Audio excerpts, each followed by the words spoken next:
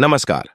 मैं हूं रविश कुमार और आज मैं आपको ले चलने वाला हूं उस राजनीतिक और आर्थिक खेल के अंदर जिसकी कल्पना शायद ही किसी ने की हो।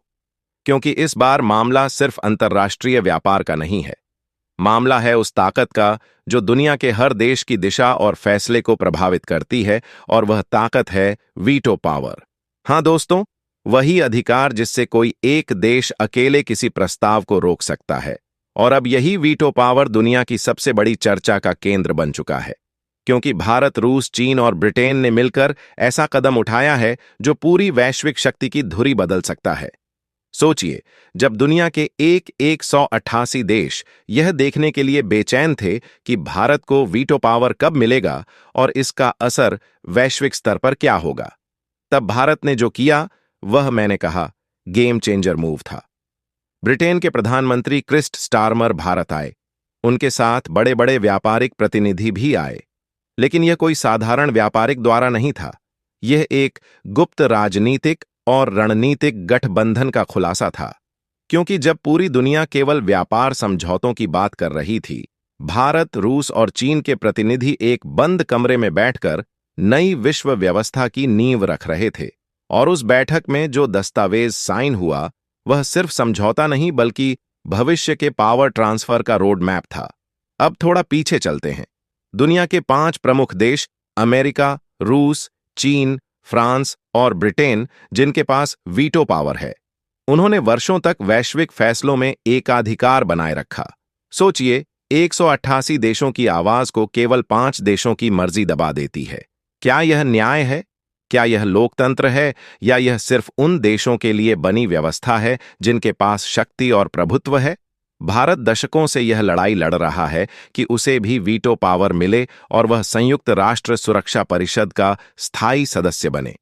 लेकिन पश्चिमी देशों ने हमेशा मना किया, क्योंकि उन्हें डर था कि अगर भारत को यह शक्ति मिल गई तो उनका वैश्विक प्रभुत्व खत्म हो जाएगा। सोचिए, भारत की अर्थव्यवस्था चौथे नंबर पर है, जनसंख्या सबसे ज्यादा है, तकनीक, रक्षा और अंतरिक्ष में आत्मनिर्भर बन रहा है, और फिर भी वीटो से वंचित क्यों रखा गया? क्योंकि पश्चिम जानता था कि भारत के पास यह शक्ति आने से दुनिया का पावर बैलेंस हमेशा के लिए बदल जाएगा।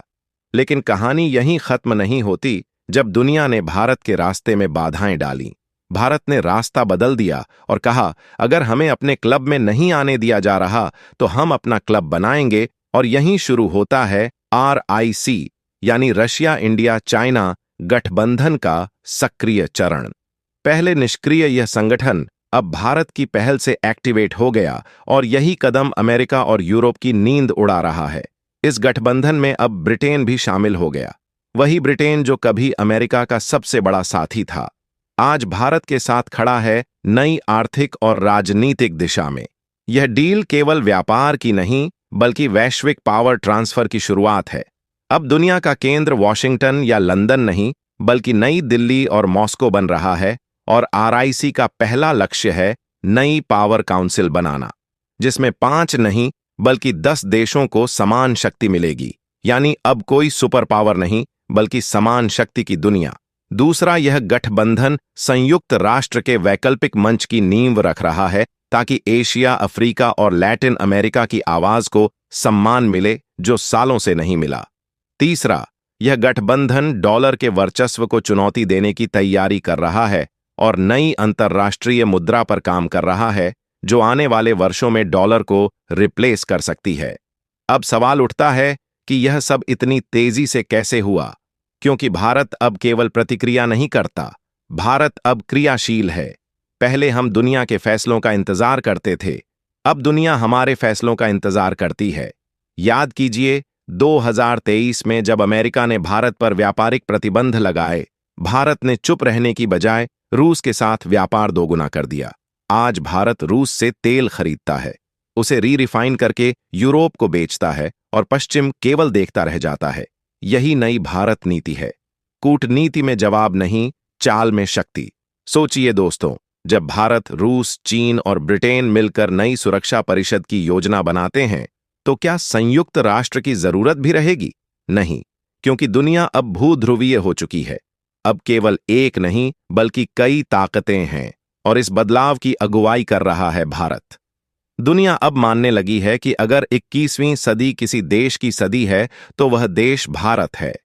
इस डील के बाद भारत केवल एक बाजार नहीं बल्कि वैश्विक निर्णयकर्ता बन चुका है। लेकिन कहानी का ट्विस्ट यही है, आरआईसी के सक्रिय होते ही एक्टिवेशन क्लॉज लागू हो गया। अब हर बड़ा निर्णय, युद्ध हो या व्यापार, आरआईसी में तय होगा। यही बात अमेरिका और जर्मनी को सबसे ज्यादा खल रही है। इटली, जापान और कनाडा जैसे देश इसका विरोध कर रहे हैं, क्योंकि उन्हें डर है कि यदि भारत को वीटो जैसी ताकत मिल गई तो उनकी वैश्विक स्थिति हमेशा के लिए कमजोर हो जाएगी। लेकिन भारत अब रुकने वाला नहीं। हमने वह दौर देखा है जब हमें तीसरी दुनिया कहा जाता था।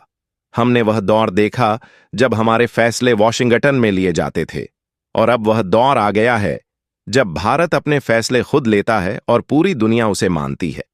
सोचिए दोस्तों, जब ब्रिटेन का प्रधानमंत्री भारत आता है और कहता है this trade deal is a launch pad for the future, इसका मतलब केवल व्यापार नहीं बल्कि राजनीतिक साझेदारी है।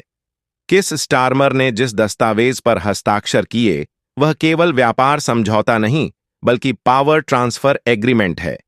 यानी ब्रिटेन भारत को नए वैश्विक समीकरण में बराबरी का साझेदार मान चुका है। वह असली बदलाव है जिसे इतिहास में दर्ज किया जाएगा, और इस बदलाव की अगुवाई कर रहा है भारत। अब दुनिया केवल ताकत के आधार पर नहीं बल्कि नीति, कूटनीति और न्याय के आधार पर निर्णय लेती है, और यही नई विश्व व्यवस्था है। मित्रों, अगर आप चाहते हैं कि भारत की यह नई आवाज पूरी दुनिया तक पहुंचे तो इस वीडियो को लाइक करें, चैनल को सब्सक्राइब करें और कमेंट में लिखें जय हिंद, क्योंकि अब वक्त आ चुका है जब भारत किसी के आदेश नहीं मानता बल्कि पूरी दुनिया को दिशा दिखाता है। यही भारत की नई सदी, नई नीति और नई शक्ति है, और यही वह कहानी है जो दुनिया को बदल रही है। मित्रों,